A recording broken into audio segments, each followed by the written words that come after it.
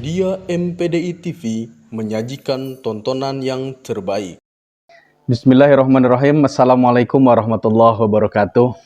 Waalaikumsalam warahmatullahi wabarakatuh. Alhamdulillah amma ba'du, pemirsa MPDI TV yang dirahmati oleh Allah.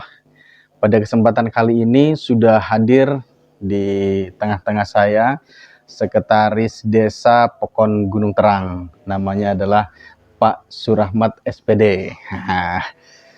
Pak Surahmat SPD ini dia adalah kawan saya ketika di SMA, kemudian di kampus pun bareng dengan saya, tapi kayaknya nasib kita beda ya. Dia begitu pulang langsung jadi sekdes, saya masih merintis segala macam ya, gitu. Nah, Pak Sekdes per hari ini kan sudah menjadi sekretaris desa sejak tahun 2022 akhir. Nah, sampai dengan 2025 ini kan masih berlanjut. Kemudian selain dari sekdes, apa yang menjadi kesibukan? Kesibukan sekarang honor di SD 1 Banjarmasin. Alhamdulillah dikasih kesempatan untuk mengabdi. Alhamdulillah. Iya. Pengabdian di SD dan di Pokon sekretaris desa, masya Allah. Jadi di pengabdian itu biasanya harus ada pendamping nih. Udah ada yang mendamping belum untuk menjadi benteng kita, penyemangat kita ini? Belum Pak, belum ada. Belum Bang. Nah, itu segera dipikirkan sebenarnya Pak Sekdes. Siap. Sebelum jadi Sekdes hari ini dari 2022 itu, apakah memang terlintas sejak kecil atau SMA lah minimal karena melihat pegawai-pegawai desa misalkan jadi ingin menjadi pegawai Pokon, nah di pemerintahan, atau pengen menjadi sosok seorang guru setelah lulus SMA itu gimana? Memang sudah terfikir menjadi seorang guru atau pengabdian di masyarakat di pemerintahan desa apa seperti apa Pak Sekdes?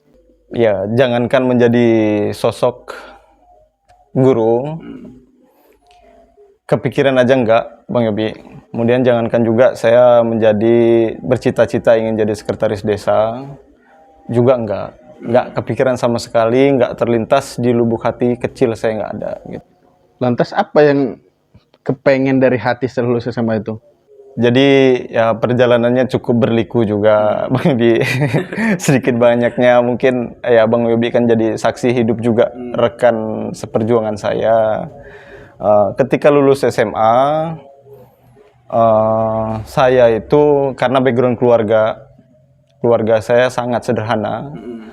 Jadi ibu dan ayah saya, bapak itu kebanyakan karena ruang lingkup tetangga kanan kiri setelah lulus sekolah itu merantau, cari kehidupan. Biasanya ke Pulau Jawa, ke daerah-daerah tertentu, keluar daerah lah mencari pengalaman dan pekerjaan, kehidupan yang lebih baik. Karena ukuran sukses, menurut ukuran sukses orang tua saya juga, saya menjadi karyawan pabrik gitu. Jadi saya lulus sekolah itu saya bekerja di Jawa, kemudian pernah merantau Jawa, ya Jawa ke Jakarta, kemudian ke Bandung, sampai ke Surabaya, saya pernah hampir ke Jogja pernah gitu. Ya apapun kerjaannya. Kerja apa itu? Berapa lama gitu loh, kan kayaknya berhenti kuliah sekolah itu rentan waktu cuma 1 tahun ya? Iya betul, saya vakum 1 tahun. 1 tahun itu bisa merantau tuh cuma asal nyicip aja. Membuat orang tua kita bangga bahwa merantau itu menjadi tolak ukur kesuksesan atau seperti apa kok bisa? Malah mungkin ngeringanin beban orang tua Bang, jadi nggak di rumah aja, syukur gitu kan. Saya kerjaan pertama itu ya ngaduk semen gitu, jadi ikut-ikut tukang bangunan. Itu perjalanan hidup yang nggak mungkin lah saya lupain gitu Bang. Kalau Abang nanya tadi rentan waktunya ya paling sebulan atau sebulan setengah atau 2 bulan saya pindah-pindah tempat, itu perjalanan. Karena proyek bangunan tadi itu ya, satu selesai pindah lagi. Betul. Okay. Terus setelah itu pulang lagi ke Lampung. Sampai akhirnya dompet sama KTP saya itu hilang Bang. di Damri gitu kan, di Bus Damri. Kemudian orang tua juga memutuskan suruh pulang gitu kan. Ketika pulang saya dapat kerjaan di Panjang. Harusnya kan kalau sudah menjadi tolak ukur karyawan pabrik itu sudah sukses dan bisa membahagiakan orang tua, itu menjadi prestasi dong, nggak keluar seharusnya dari pabrik itu. Terus apa yang membuat pengen berhenti itu? Ya, jadi saya punya, alhamdulillah juga Bang, saya itu tipikal orang yang memfilter lah pergaulan. Saya berteman itu nggak banyak gitu kan, nggak banyak. Kemudian saya bisa memfilter kira-kira yang teman saya yang bisa ngasih afirmasi negatif ya saya jauhin gitu Bang. Gitu saya filter.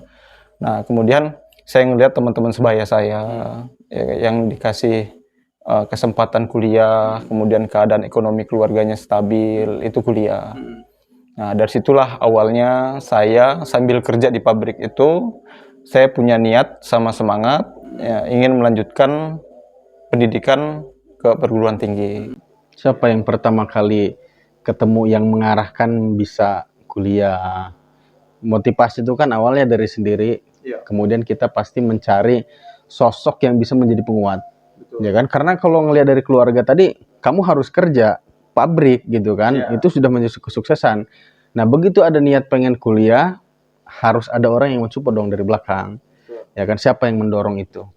Ya, alhamdulillah juga Bang, qadratullah juga saya dipertemukan dengan orang-orang, dan saya percaya Bang, ketika kita punya niat baik, etikat baik, kita bahkan alam semesta itu berikut serta bahu membahu mungkin ya, dengan etikat baik saya tadi. Saya ada niat sama semangat gitu kan, pengen melanjutkan kuliah. Saya dipertemukan oleh salah satu dosen Stit Pringsewu, dan kebetulan juga dosen ini berdomisili Pringsewu, dan kebetulan juga dosen ini berdomisili di daerah tempat saya Bang, di Pekon Gunung Terang gitu.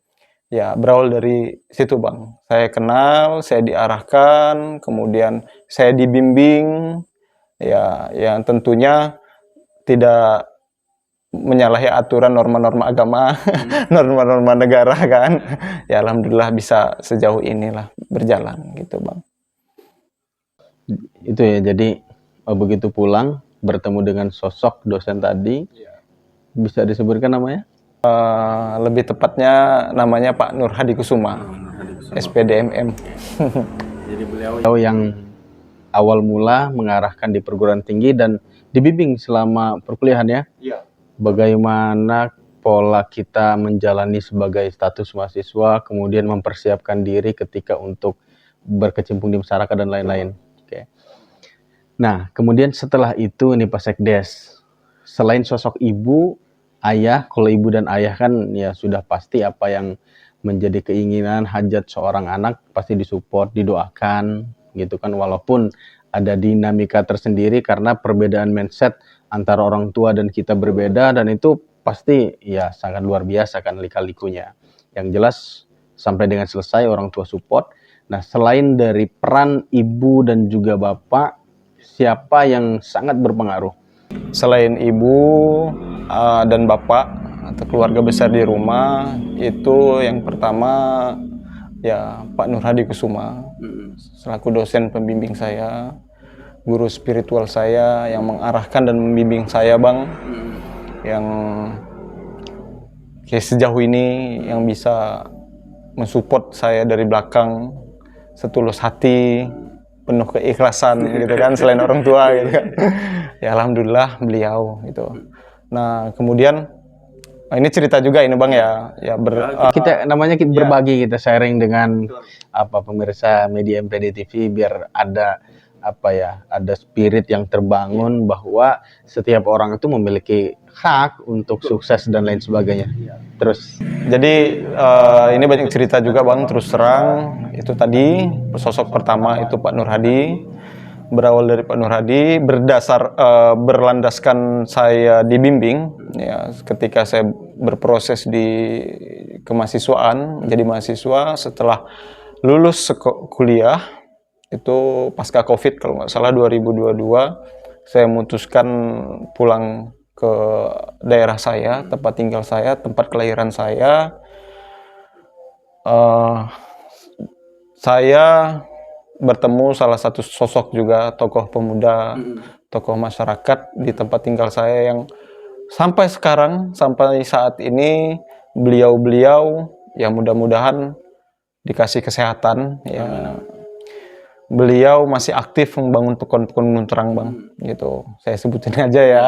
Ya, yang pertama Bang Rendra Pratama, beliau ketua Lentera Buana Pekon Gunung Terang. Kemudian Bang Rido, Vicky Harido. Vicky Harido itu beliau ketua Karang Taruna, sebetulnya. Masih banyak sebetulnya yang tapi nggak bisa saya sebutin satu-satu bang ya. Ya kayak Bang Irfan, ya beliau-beliau lah yang punya, yang memajukan Pekon Gunung Terang, ya kan. Termasuk Gitu. Bang Didi ya. Ya Mas Didi, kemudian betul rekan saya Maulana, kemudian Dharma Setiawan, itu kawan teman bahkan kayak saudara kecil saya bang gitu. Nah, karena tadi itu 3 bulan kerja di pabrik, keluar kemudian kuliah, ya enggak? Artinya kalau 3 bulan itu menurut saya belum cukup nih ya kan untuk mencukupi perkuliahan, untuk berangkat kuliah, pembiayaan dan lain-lain. Ada cerita nggak? Soalnya saya gini Pak Sekda, saya punya kawan yang dia itu setiap mau berangkat kuliah, pagi itu jualan sayuran, siangnya kuliah, sampai dengan selesai. Apa ada cerita tersendiri? Terpaksa juga saya buka di sini. Mungkin orang rumah nggak ada yang tahu.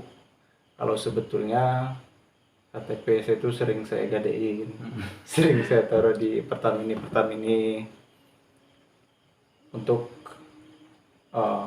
sebagai bukti jaminan bang, untuk dapat Supaya bisa kuliah. supaya saya bisa kuliah, bisa berangkat kuliah. Selesai pulang kuliah, ya kalau ada rezeki baru saya bayar. Sampai akhirnya sering bang, KTP, kemudian helm, sampai helmnya Bang Bima saya taruh gitu. Sampai akhirnya kata Pertamininya, "Usle orang usah gue jaminan." Saking udah percaya. seringnya ya. Itulah ceritanya bang. Luar biasa bener sih kalau nginget fase-fase ke belakang gitu. Untuk berangkat kuliah Itu perjuangannya luar biasa ya. Sampai KTP digade, kemudian ya kayak pernah di sela-sela libur UAS ya.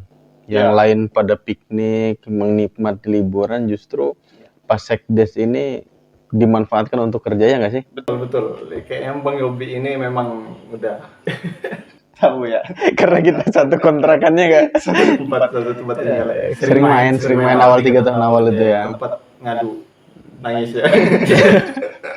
Ya betul. Jadi yang lain memanfaatkan libur UAS, saya bekerja bang di salah satu peternak ayam petelur, itu kan ya sebetulnya untuk menyambung kebutuhan tadi, bisa bantu-bantu bayar kuliah dan kebutuhan sehari-hari. Nah, kemudian per hari ini Pak Sekdes kita bisa melihat generasi yang di bawah kita, yang mana mereka disibukkan dengan main-main handphone yang miring itu Pak Sekdes ya. Main ML lah, kemudian nyelot dan lain-lain kan pada miring semua. Artinya udah sangat jauh, mereka tidak bisa untuk mencari sosok seorang guru dan juga tidak bisa menyandarkan terhadap tokoh yang memang berpengaruh bisa mengasah kemampuan mereka. Apa yang menjadi keterampilan si anak ini tidak bisa memanfaatkan apa yang menjadi potensi. Apa pesan yang akan disampaikan kepada pemuda-pemuda terkhusus yang ada di Pekon Gunung Terang agar mereka bisa menjadi lebih baik lagi dan bisa meninggalkan hal-hal yang negatif lah. Ya, buat pemuda-pemudi Kecamatan Bulo, terkhusus di Pekon Gunung Terang yang masih bermain game atau main leha-leha kesana kesini, ya pesan saya kurangin main gamenya dulu bang. Kurangin dulu, kemudian cari sosok motivasi, mentor, motivasi diri, temukan siapapun sebenarnya jadi guru, bahkan ya abang atau paman, sanak saudara yang kira-kira yang bisa memotivasi atau mengarahkan lah, minimal terhindar dari dari efek samping dari pergaulan lah gitu Bang. Karena zaman sekarang kan luar biasa Bang ya, kalau nggak ada pondasi diri, pondasi agama itu sangat-sangat memprihatinkan sebetulnya Bang. Oke. Terima kasih banyak ini Pak Sekdes sudah sharing-sharing dan sudah berkenan untuk ngobrol bareng di media MPD TV ini. Ya mudah-mudahan obrolan kita bisa menjadi semangat buat ya terkhusus anak-anak yang remaja, anak-anak yang hari ini masih berpendidikan di SMP maupun SMA gitu. Setelah melihat ini bisa termotivasi bahwa segala sesuatunya itu tidak instan. Tentu ada proses dan juga bagaimana ada penggelemengan di suatu wadah ketika masih di PEKON, terlibat di organisasi sekolah, kemudian terlibat juga di kegiatan-kegiatan sosial di kemasyarakatan, dan ini bisa membimbing dan mengarahkan kita terhadap kegiatan-kegiatan yang positif lagi Pak Sekdes ya. Oke, terima kasih Pak Sekdes sudah sekali lagi saya sampaikan sudah mau berbagi pengalaman dan pasti ada manfaat yang bisa kami ambil terkhusus bagi pemirsa MPD TV. Mudah-mudahan bermanfaat. Saya Eri di Nasratul Mustaqim. Wallahu muwaffiq ila aqwamit thoriq. Wassalamualaikum warahmatullahi wabarakatuh.